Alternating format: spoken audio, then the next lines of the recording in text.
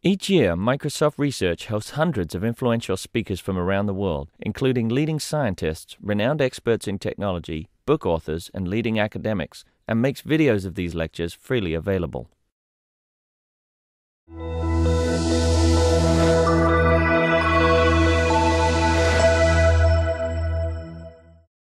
So good afternoon. I'm Phil Fawcett. I'm here to welcome Jordan Hansen to the Microsoft Visiting Speaker Series.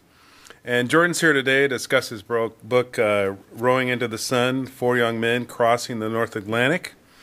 Jordan and four college friends rowed in the first North Atlantic rowing race and won despite several big challenges. It's several challenges in this thing, but I'm sure they're big. This is fairly a huge thing to do. Several years later, he turned the vessel into a rowing science machine, oceanographic, gathering data as they rowed. And they wrote, photographed, filmed, and made the research readings and findings available to students and public before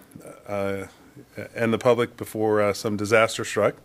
And then Jordan Hansen graduated from UPS, supported his dual passions for travel writing in any way he can. He's written guides, coached rowing, and been part of several interesting expeditions. And I've been a rower myself, so I rowed at Seattle Pacific and for 3 seasons. So I can somewhat relate, even though our boat was a little lighter and a little bit different than the one that's in the book. So please join me in giving Jordan a warm welcome. Hello, everybody. Blow the conch first. There we go. I can go a little bit louder, but I figure small area. My name is Jordan Hansen. Thank you all for having me here at Microsoft. My story starts at a little house in Seattle over in Wallingford, or actually just about a mile south at the boathouse at Lake Washington Rowing Club. I graduated college in 2004, and I had two passions. I love to travel and I love to row. And I decided that I was going to pursue rowing, just see how far I could take that, see if I could get it on the national team. So I chose rowing because if you're going to train on that level, it's kind of a monk-like lifestyle. I started doing that, and about 2 weeks in, this poster appears on the boathouse wall. And it was of a boat that looked something like this, riding down a very big wave. And I thought to myself, what a great way to mix both my passions. I can row and travel. So I went back to the guys that I rowed with in college at the University of Puget Sound, and I asked 3 of my friends, and all 3 of them said yes, with just a very little bit of reservation.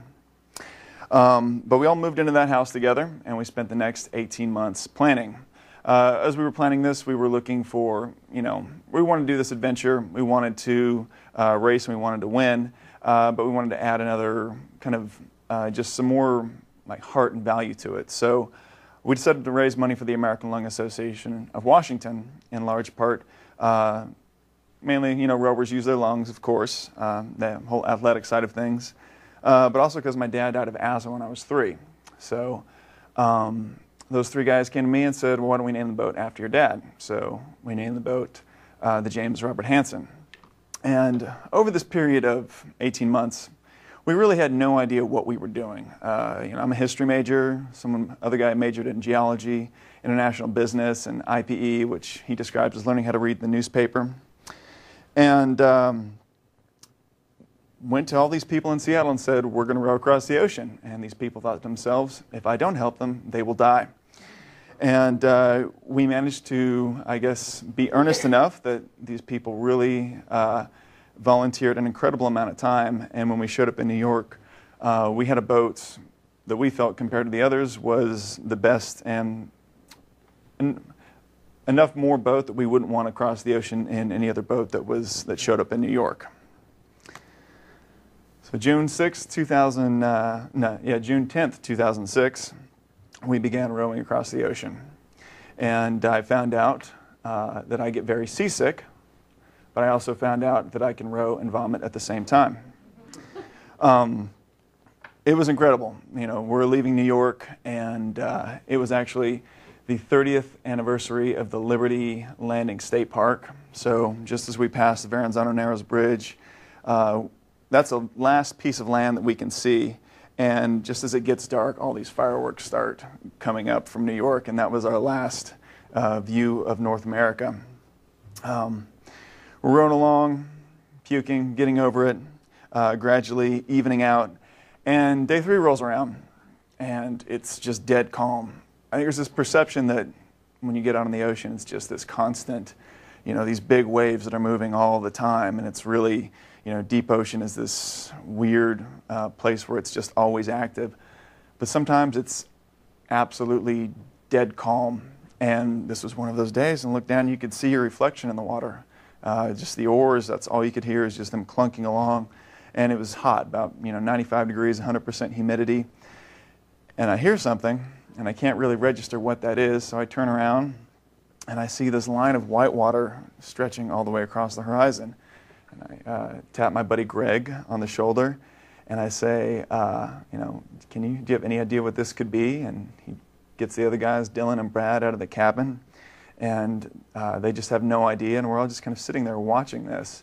And it gets closer and closer, and all of a sudden we can see these little black bodies that are just leaping out over the water, and it's dolphins, and it's thousands of them. And they are everywhere around us from horizon to horizon. We're right in the middle of it.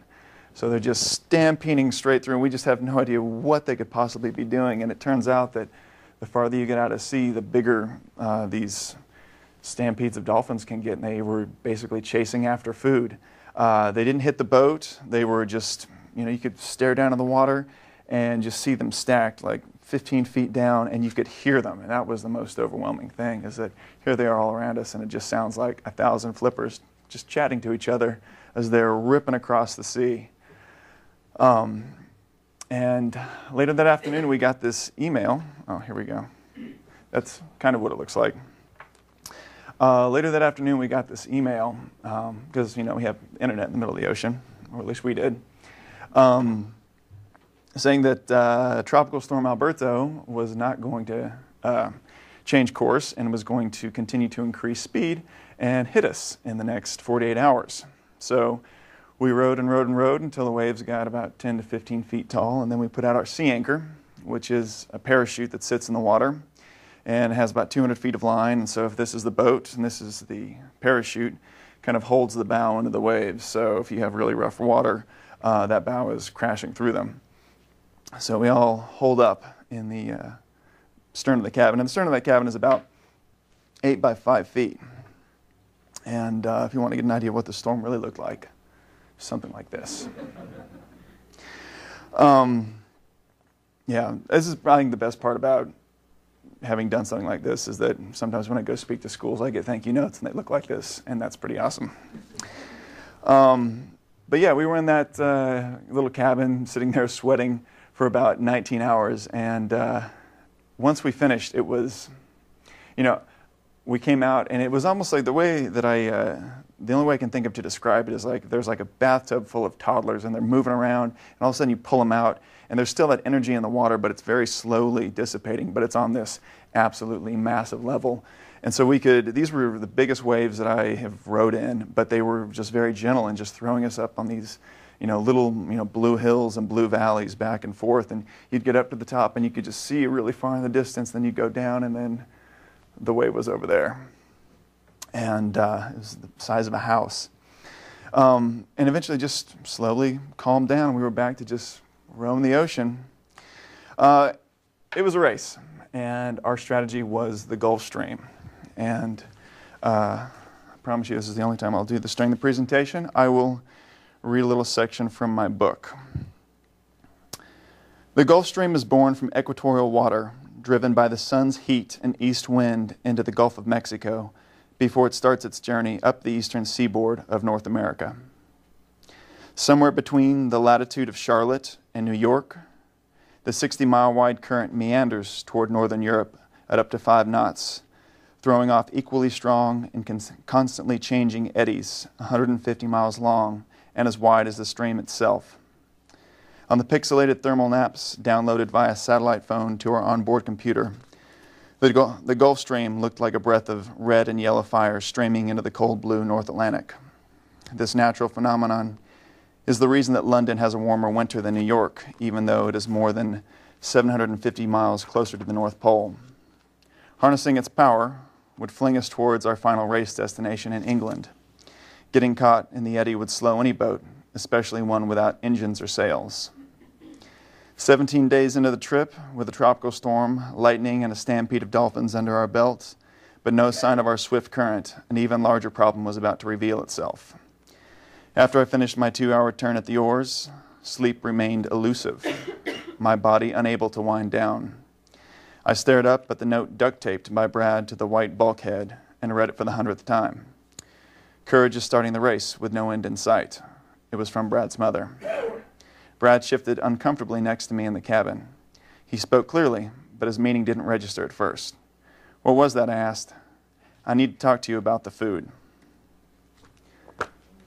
So on day 17, my good buddy Brad, who I'm out in the middle of the ocean with 3 other guys, and who was in charge of the food, informs me that at the rate that we're going through it, we don't have enough.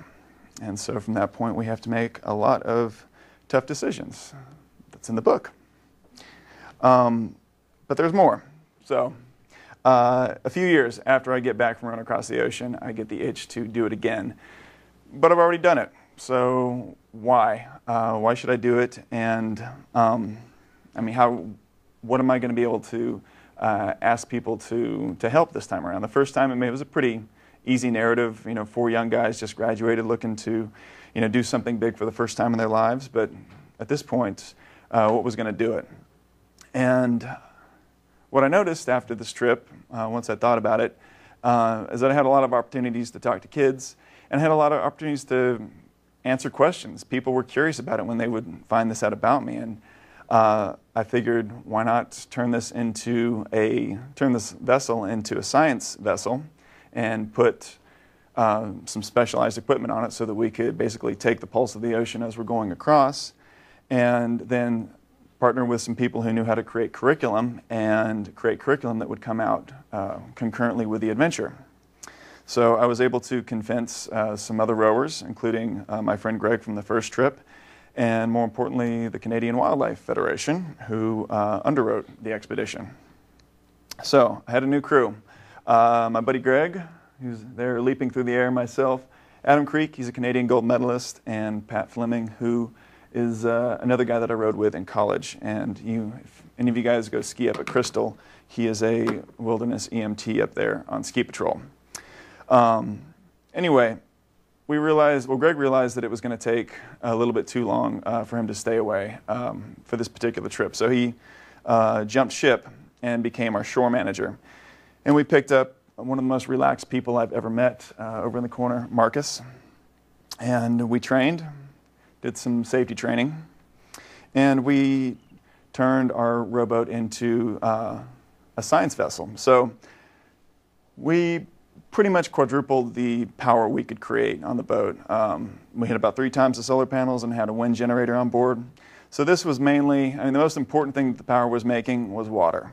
But it also was powering about $40,000 of scientific equipment, which is temperature, salinity, dissolved oxygen, dissolved CO2, pH, turbidity, that was basically running with a little pump all the time. So it was logging all this data, and every 15 minutes it would send a stream back via one of the satellites on there. So a few of the other things we had on there. This is our satellite dome.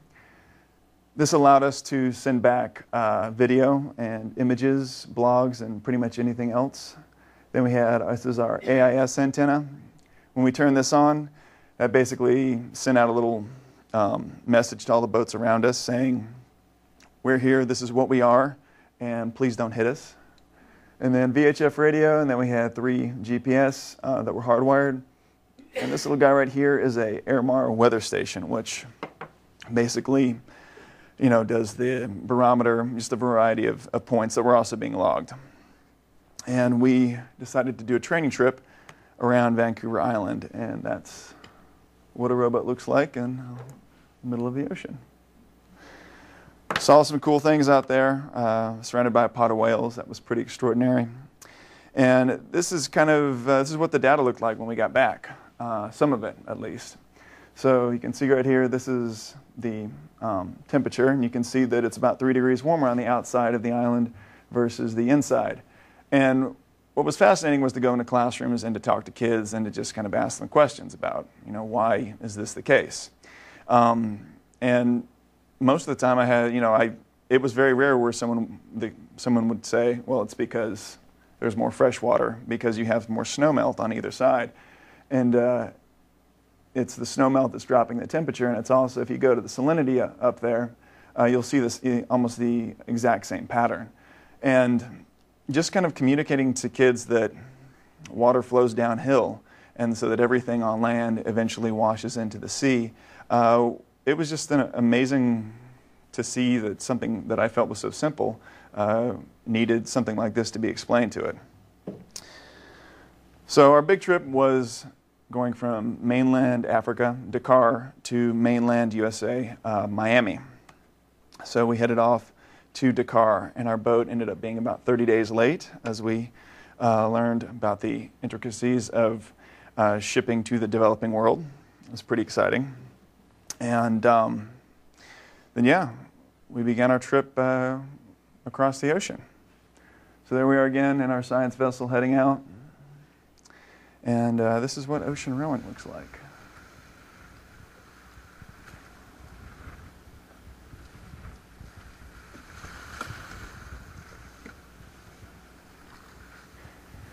One of the things that's a little bit challenging out there is when you see these oars, they're pretty big. So it's a piece of wood, in this case fir, wrapped in carbon. So it's a really substantial oar for anybody who's rowed.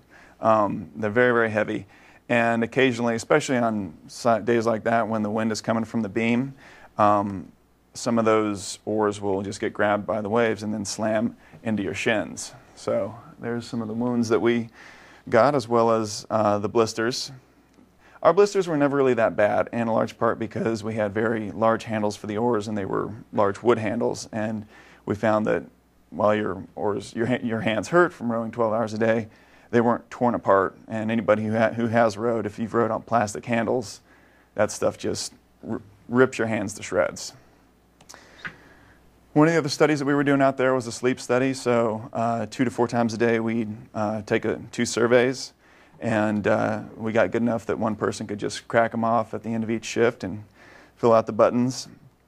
We had our CTD. This is a conductivity, temperature, and density. Drop this into the water twice a day, and it basically takes a profile of the ocean for about as deep as you can drop it. In our case, it was up to between 50 and 75 meters. And here's Adam working on our little tough books. That was pretty much what we did every day. We rowed for 12 hours a day in shifts of between 1, 2, and 4 hours. And then we cooked. We kept the boat clean and made sure all the scientific instruments were running, wrote blogs, edited video, pictures, and sent all that back. So we had a pretty busy schedule. Often it was interrupted by a little flying fish that would cruise over our boat, and in the morning you'd have a few, and I'd pick them up off the deck, and if they were about this big, I'd just eat them.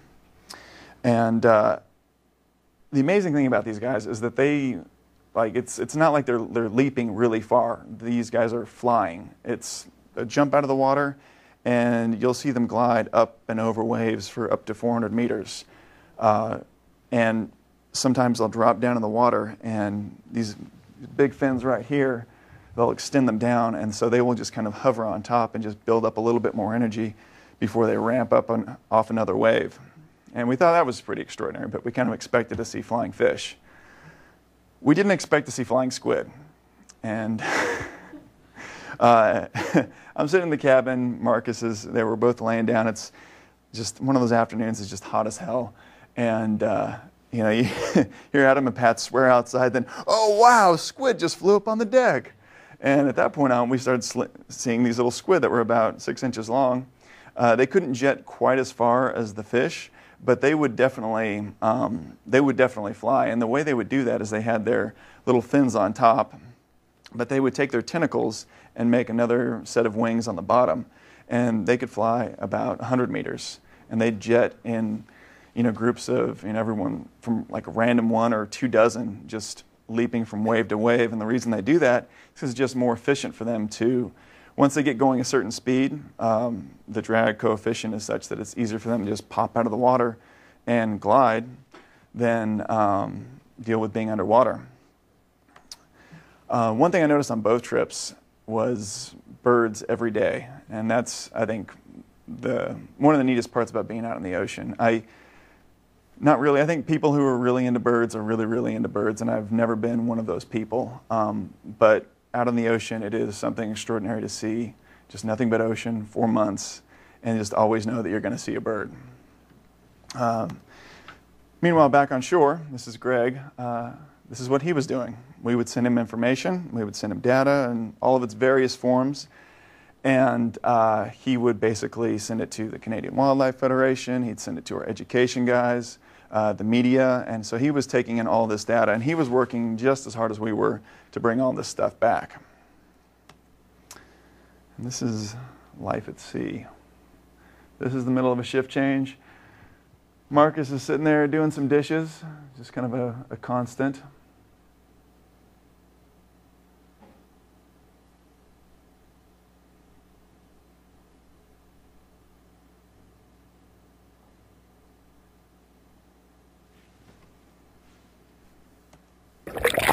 Then this little leatherback turtle came to visit us. This guy was about 5 feet long.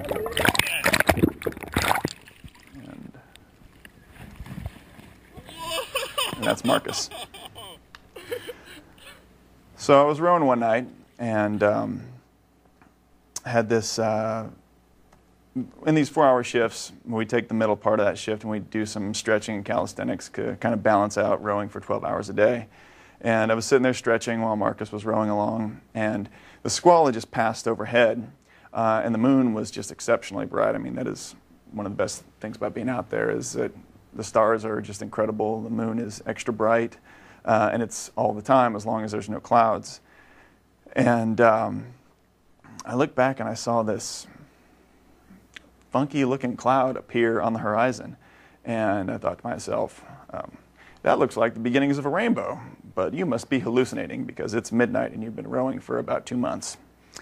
And sit there and kept stretching, and then I looked up again and I saw this thing, this gray rainbow, extend all the way across the horizon. And it turns out that moonbows exist. They are a real thing. They are well documented. It's just that not many people know about them. And it was absolutely incredible. So the evening of day 72 rolls around, and Marcus and I are sitting outside, and there's a big lightning storm. And we're sitting there, and it's just getting absolutely soaked. When the lightning flashes, it's just so bright that, off our jackets, it looks everything looks sepia toned. It's a very weird, it's just very weird feeling. And the difference between the North Atlantic and the Mid-Atlantic, North Atlantic was a lot more volatile. Things were, you would never stay on sea anchor for more than 20 hours, and quite often it was just for 6, and then something would change and you could make progress again. On the Mid-Atlantic, everything just moved a lot slower. So when weather would come in, it would stay for 48 hours to 5 days. So out of the 73 days that we were out there, we probably spent almost 2 weeks on sea anchor, just not going anywhere. And Marcus and I were sitting there on sea anchor. Lightning was going around, and then finally the lightning passes and we can start making really good time. And the reason we chose the Dakar to Miami was to take advantage of the trade winds and that current up there. But that really wasn't, that might have been the case in terms of how you make your prediction, but the weather that we had that year just wasn't in our favor. So things started to move at about 11 o'clock that night, and they were moving really, really well. It wasn't too rough. We went to bed at 2. Adam and Pat gun on, and we're making some really good time. I woke up about 12 minutes before my shift, which was kind of weird. The longer you get out there, the more used to it you get, the less sleep you end up needing. And I got outside, and it was a brisk day. We got winds between 20 and 25 knots. Waves are between 4 and 6 feet. And keep in mind, we've been surfing down waves that were 12 feet the week before, and everything was fine. So I'm talking with Adam and Pat, and finally the stuff is going, and everything's going in the right direction. We make our shift change. I go out and I replace Adam on the bow section, which is also the steering section. Marcus replaces Pat, and instead of starting to rowing, he starts his morning constitution on the 5-gallon bucket that served as our toilet on the boat. And Adam and Pat start making their way into the cabin, and they're getting settled. So we're cruising along. I'm going downwind, and I see these 2 waves that look a little bit different than all the other waves, and they're not particularly high. They're just shaped differently. Most waves are shaped like triangles. These are shaped like squares, and they have very flat faces to them, and they're very close together. So I turn the stern to face these waves, which is how you want to take a big wave like that. And many things start happening at once. I'm on the oars. Marcus is on the bucket. Adam's laying down. Pat is reaching out to close the door, and this first wave overwhelms the stern of the boat. And it's not violent. It's just very strong. And it starts dumping water on the gunnels. Instead of lifting it up, it just goes all the way around the stern. It just starts pouring water on the gunnels, dropping about 2,000 to 4,000 pounds of water on the deck. And you have these scuppers along the side that are shedding water. There's about 10 of them, and stuff's pouring off the gunnels, but the boat's listing as the second wave hits. So the boat's 29 feet long, and these waves are about 30 feet apart. So that second wave grabs it and shoves the bow into the back of that first wave and just spins us into the middle of the ocean. And right as Pat is closing the door, and so he can't get the door shut, which is what keeps the boat self-righting. So I get thrown in the water. Marcus is caught with his pants down. Adam's inside the cabin, and he has this weird realization when he thinks, oh, I can't breathe water. I got to get out of here. And then he freaks out as he realizes that Pat also cannot breathe water. And Adam is huge, absolutely massive human being. And Pat is about 155 pounds. And he just throws Pat through this cabin, goes up to the top, the deck of the boat, which is now the ceiling, takes a deep breath and dives out. And all within 15 seconds, I see 3 other heads pop up, and everybody's okay. And it's just, don't even have time to be fearful at that point. We check in with everybody. Knowing this boat, I know that it's really unlikely that we're going to be able to flip it back over with that cabin flooded. So we get each of our life vests has something called a PLB, a personal locator beacon, that's attached to them. And Pat says, "How many do we turn on?" And I said, "All 4." And it's about 6:05 when those go off. And about 5 minutes later, Greg gets a phone call from a guy named Chris Harper, who's a petty officer in the U.S. Coast Guard. And Greg knows that something went down when he gets this call at about 3:15 in the morning. And he starts sending this guy, Chris, every single piece of information that he possibly can to give them all the tools they can to help find us. 3 beacons registered, although we thought we set off 4. Greg tells him, we had a yellow brick, which is a system that basically they gave our location on a daily basis. We had 2 VHF radios, a satellite phone, a satellite dome, and they try every single one, and they can't pick us up.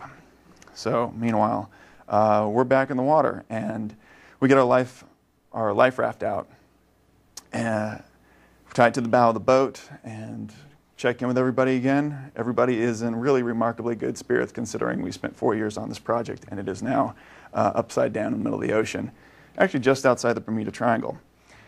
And we spend the next 3 hours working with whatever we can, the oars, the ropes, the dagger board, and try and flip this boat over, and we get really close. But then after hour 3, it starts to get cold, and we hop in the life raft and start waiting. And we're going through, so on our life raft, it has a certain amount of supplies. We also had a supplementary grab bag. extra water, extra food, all the kind of supplies you need. And the life raft, we got a really good one, made sure it was well outfit, and we start going through and kind of, checking to see what kind of tools that we have, so we don't know how long we're going to be out here. So we check through all these things, the food and the drogue and all those things, and there's there's the little Bible, which is inside, and we're sitting there, and Marcus kind of passes it around. We all have a good laugh, and then Adam looks at Marcus and goes, "Well, couldn't hurt." So he starts reading Genesis, which is 2 lines, and at the end of that, the Coast Guard comes. So this is an HC 144, and this is what it sounds like when the Coast Guard comes.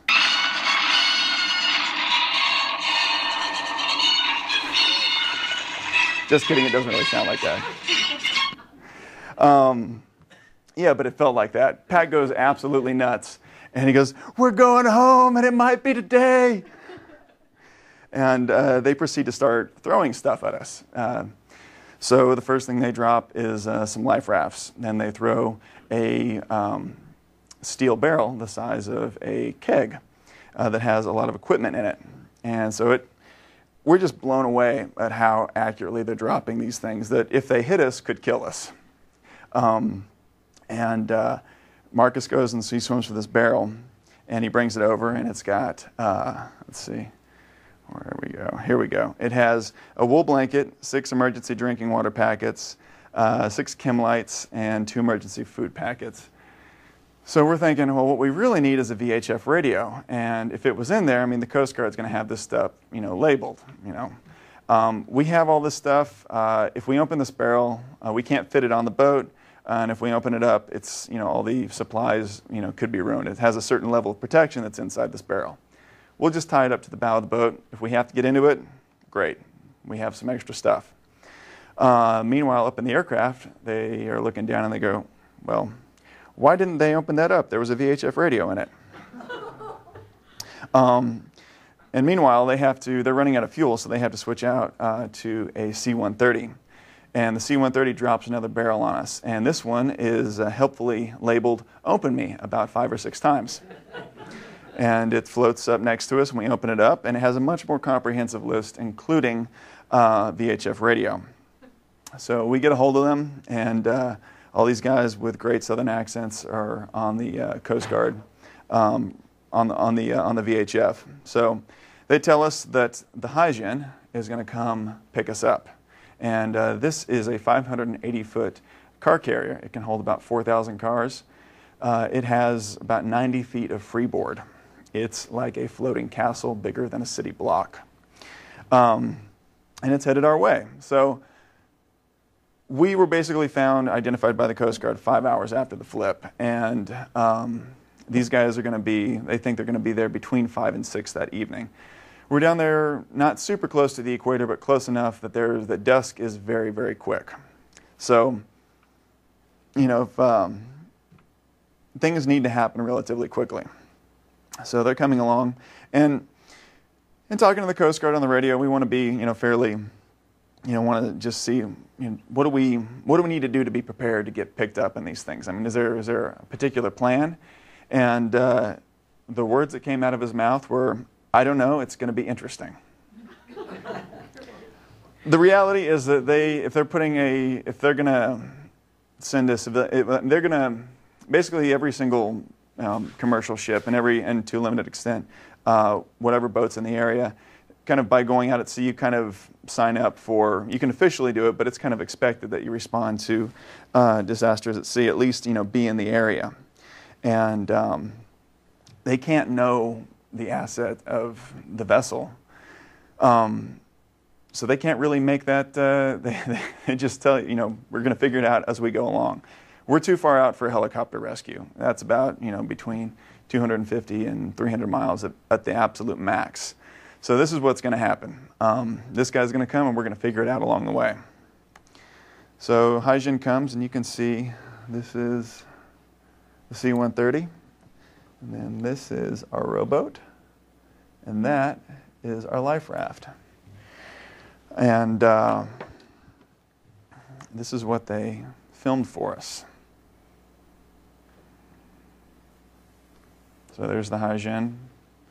The wind is about 30 to 35 knots at this point. Waves are a solid 6 feet. That thing's like a giant sail, and so it has these absolutely massive bow thrusters that are just churning up water on the side because it's turning to the side as we're getting blown towards it. Actually, you can see right here. That's us right there.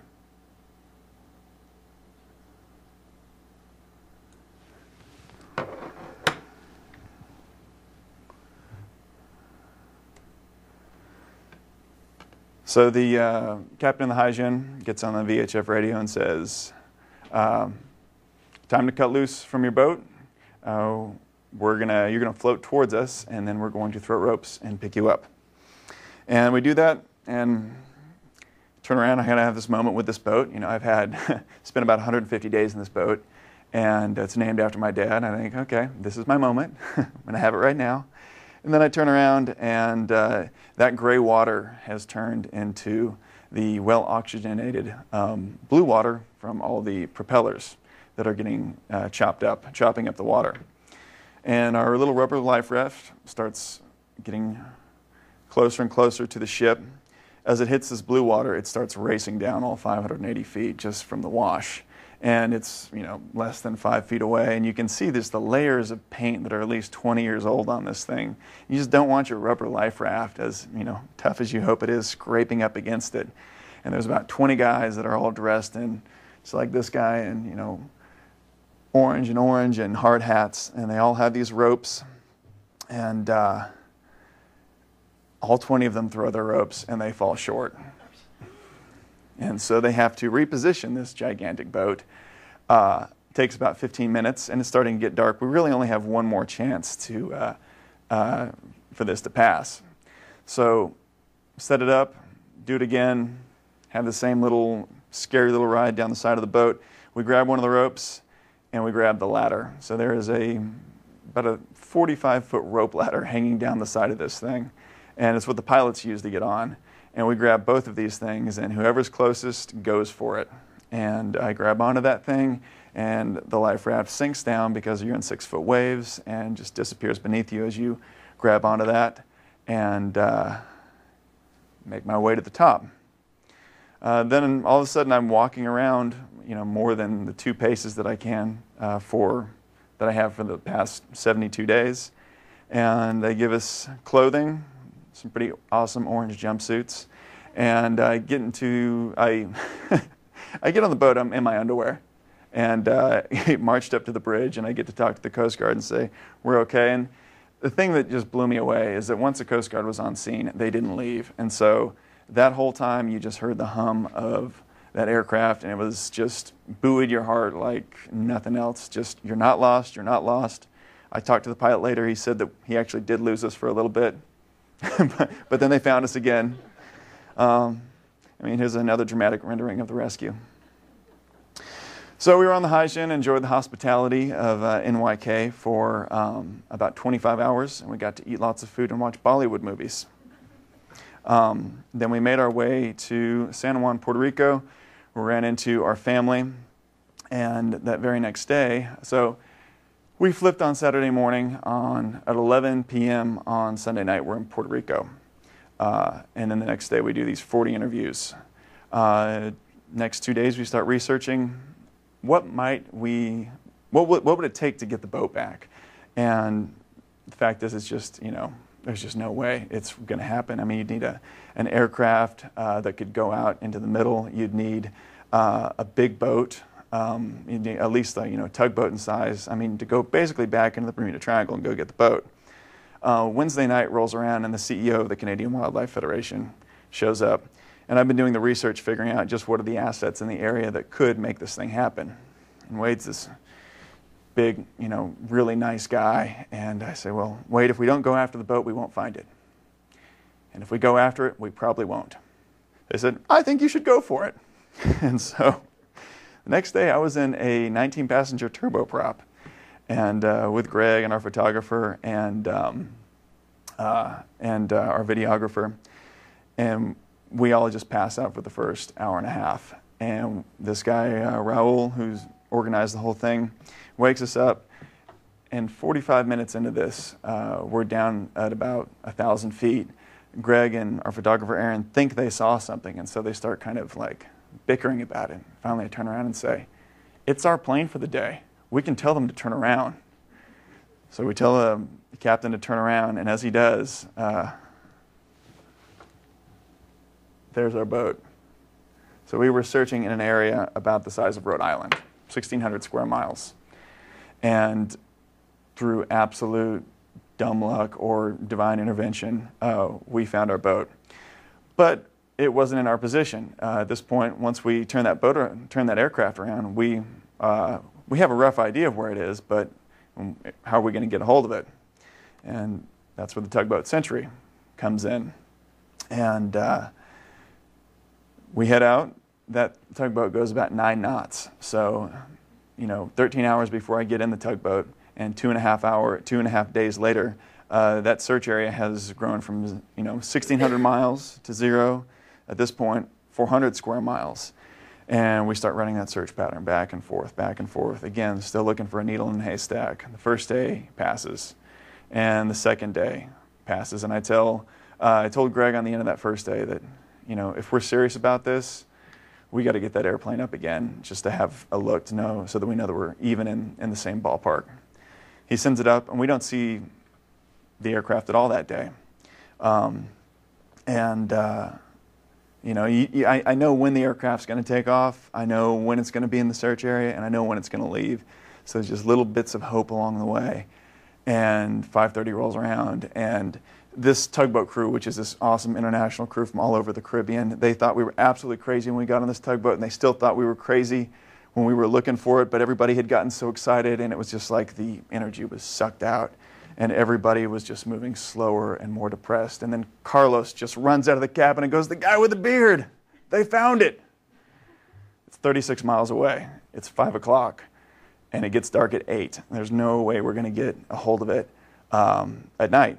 So it's that old, that old math problem. You have a rowboat stranded in the middle of the ocean and a tugboat that only goes 9.5 knots, and it's 3 hours till dark. So we go with the intent to get in the area so that we can be searching first, very first thing that morning. But that means that the way the drift pattern is, it's still going to be a 25 square mile search area. So it's still pretty darn small, considering you could fit 4 of these rowboats in this room.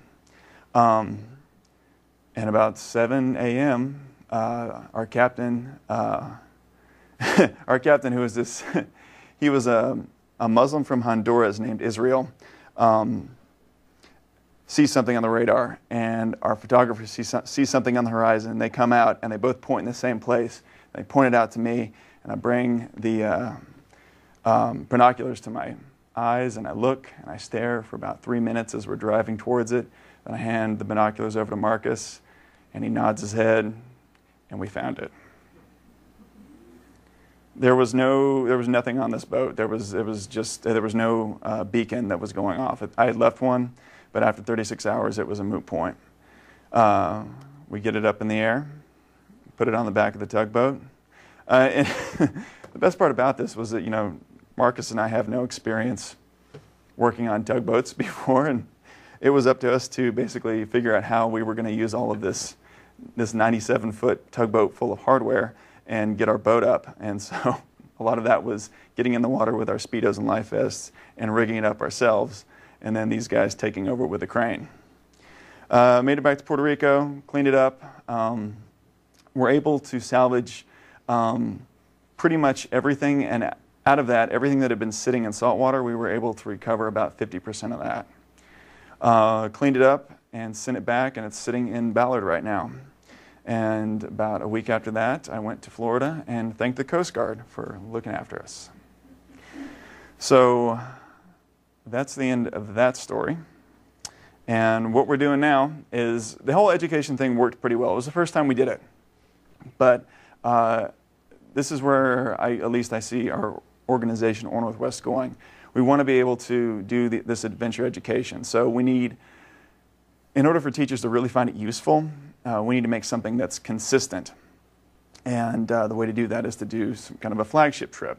So what we're going to do is create a trip down the Mississippi that can be done by different people every single year, create the same curriculum, work with the same educators that helped bring our curriculum to life out in the ocean. And that way you have new people each year that can bring new eyes and kind of fresh enthusiasm to it, but you have something that teachers can rely on. And then using that audience that is excited about what we're doing and kind of knows how to use what we're creating, I want to use that to leverage a trip around the world. And that is Or Northwest and what I do. And thank you guys very much for having me, and I'd be happy to take questions.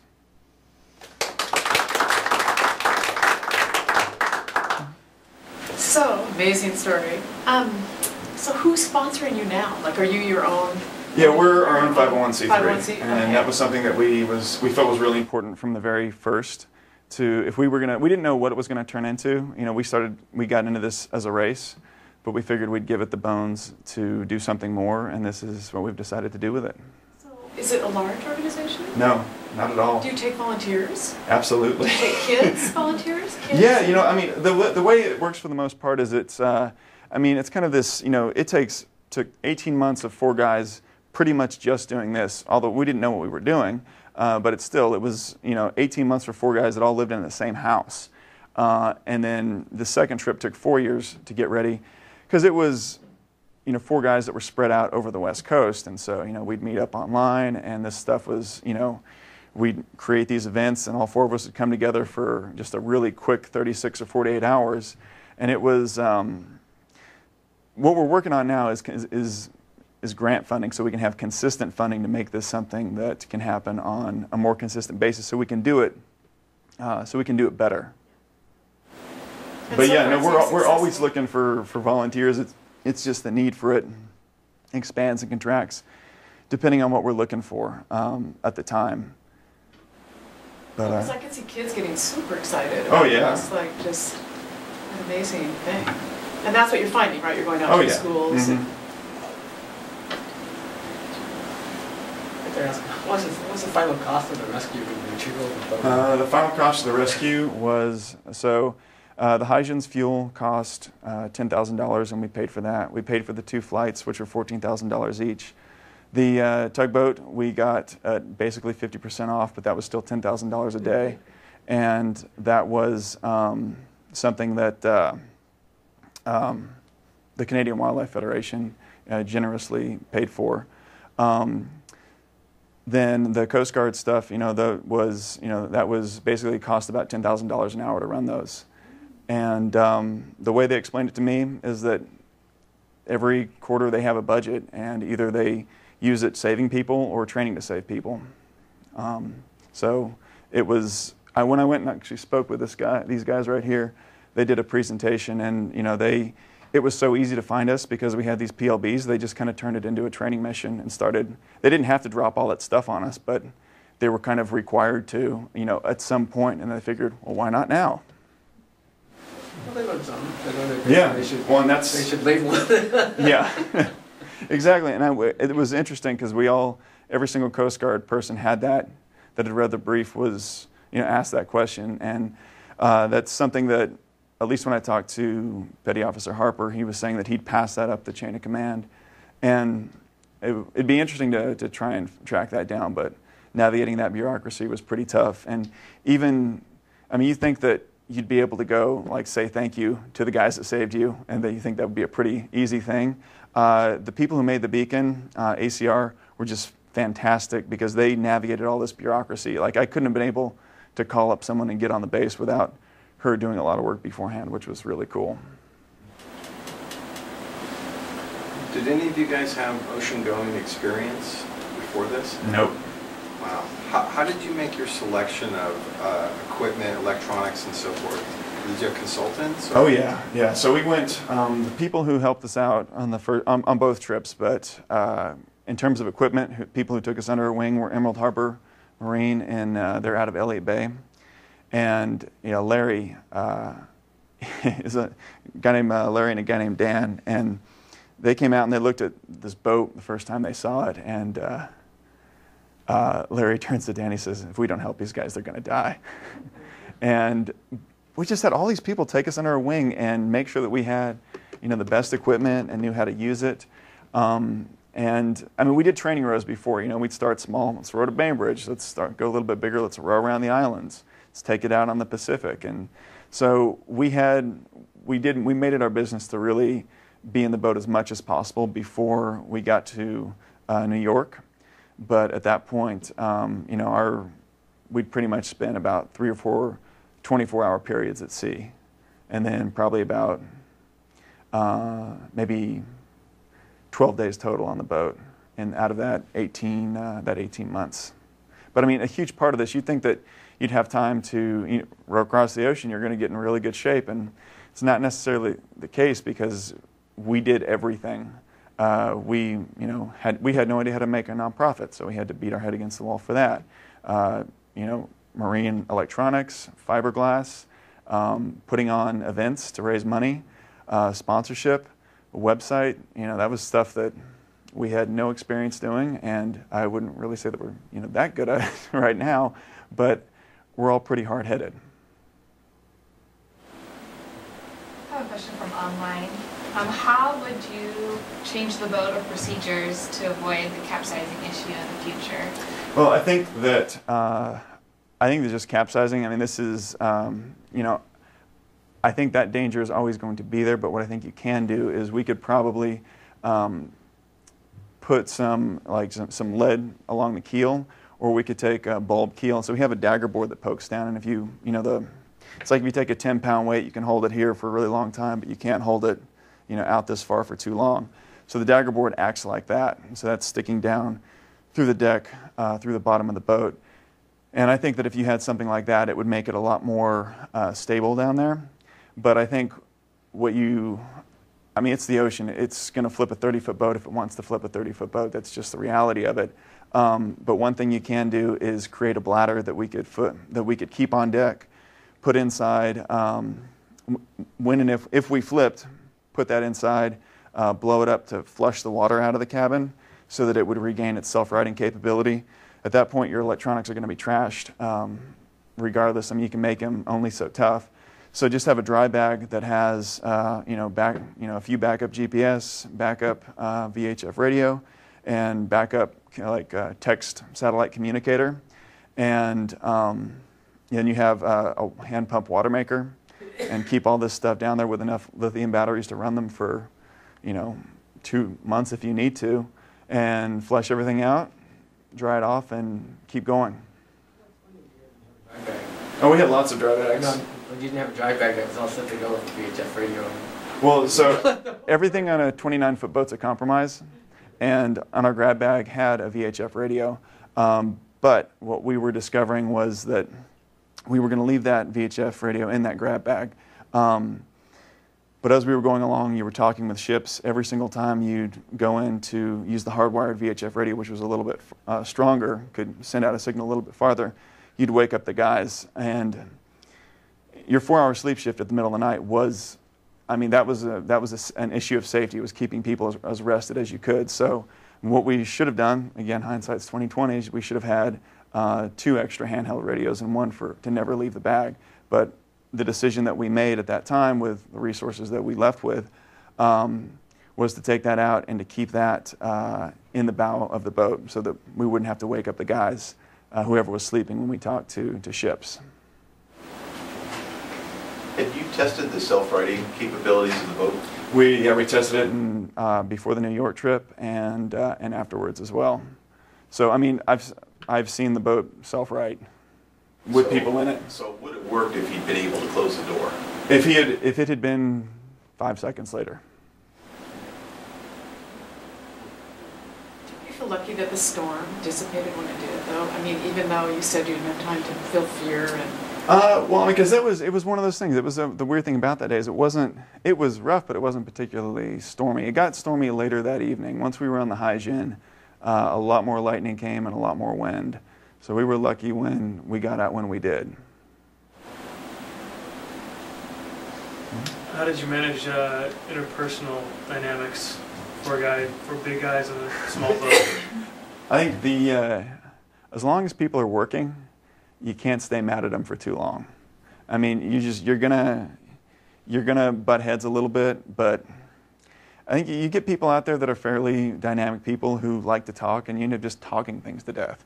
I mean, that's one of the, I find a lot of times we would, the same kind of conversation piece would come up, and you'd have your little video cam that you could, complain to, and you got to learn to just know when not to say something, or just say, hey, the fact that you bring this up all the time is making me feel this way, and I don't like that, and you won't want me to feel that way. The food issue was a really big deal, and that was because we had food on this second trip. Everybody was really in pretty good spirits all the time. I mean, you get tired and you have good days and bad days, but on that other one, it was just, you get way more volatile when you're like that. But still, that's one thing that makes me just so proud of those three guys, is that everybody kept it together. And I mean, there was only one time when I had to have, I needed to basically rein in one of them and tell him that he was gonna tell it like it was. And I said, we can't afford that right now. The Mark's company make a nice Milky Way commercial, whatever it is. Snickers. Snickers? Freaking great Yeah, Snickers commercial. totally. Yeah, I'd get sponsored by Snickers. So with the food issue, what happened? You guys just needed to eat more? I know you had to make a trade-off with the weight of the boat, but you just sort of, what happened there exactly? It goes, it's, when you look at how a mistake's made, it's not like, oh, all of a sudden there's a mistake. There's a bunch of a lot of mistakes along the way. Packing the food for a trip like this is a huge job. I think anybody who's just packed food for 4 people for a long weekend, it's way more of a job than you think it's going to be, especially if you haven't done it before. So when your food has to have the requirement of weight, it has to last, and you have to have enough for, to feed people that are working out, 12 hours a day and not sleeping any, it starts to get a lot more complicated. And 55 days worth of food at 5,000 calories per rower per day looks a lot like 100 if you have no experience with it before, and you just have to be, it's not like it's tough math, but you got to be really precise with it. So eating the fly fish. I mean, the fish. Yeah, well, it was weird on this second row. All the guys knew about that, and so we did the food really, really well. We made sure that everything was double checked. We made sure we talked to nutritionists, and we got really, really great food. But I still had this mentality of, I would purposely eat less the whole time, and the other guys would make fun of me. They say, you don't have to worry about that out here. But yeah, it was kind of a hard thing to, when you haven't had enough food for a while, and that's really the only option. But eating the fish was good, right? Oh yeah, totally. Thing, right? You would eat that because that's protein. Oh yeah, absolutely. How did you deal with boredom? You're always rowing. So I mean, you'd listen to music, you'd talk with people, but I think it helps to get people on board that like to row. And so for the most part, you just kind of do that. You sing songs. The ocean's a really dynamic place. You get all the same ingredients, but every single hour, the percentages of what's around changes a little bit. And you just kind of get into this zone. You have books to read. And then, you've got to cook. You got to run the science equipment, write emails, write letters back home. And, you do that, and your days are, you know what you're doing down to 5 to 15-minute increments every single part of the day. So you don't really have a whole lot of time to kind of wander. So it was either storming or you were rowing? Yeah. There was no time where you guys were just hanging out? No. Letting the current take you? Yeah, no, we always kept it going. It was actually kind of nice in this last trip. I hated being on sea anchor just because it stressed me out. You're not going anywhere. Sometimes you're going backwards. But I started to really appreciate it for the amount of, especially when you had enough to eat and you could sit on deck and drink coffee. Could really just appreciate the extra time you had to sleep and kind of regenerate your body. So after 2 days on sea anchor, your body was feeling really good and you were really eager to get on the oars and you just had more energy. So the boat's over in Ballard. Are you kind of keeping a permanent or kind of ongoing presence with that, or are you using that? Yeah, well, so right now it took a few hits to pick it up out of the water to get on the tugboat, and all those electronics are trashed. So it's going to be a lot of fundraising to get it ready for the next trip. So right now we're going to focus on creating this consistent trip down the Mississippi, something happen on a yearly basis, to be able to leverage something a lot bigger, in which we'll need to get that boat back in tip-top condition again. But right now it's basically stabilized, and it's going to actually tomorrow I'm going to take it down to the Foss Seaport Maritime Museum down in Tacoma, and it'll be down there. Oh, okay. So Yeah. where is that going to be? You know, the Foss Seaport Waterway down there on the Thea Foss Waterway. Right. It'll be right there. Yeah, right there for probably the next at least 6 to 10 months. Okay. And then are you going to do outreach from that location? Or Some of it, yeah. Yeah. I'm pretty mobile, so I mean, some of it'll be down there. It just kind of depends on what. Like I'm doing a talk there tomorrow, but it all kind of depends on where they pop up.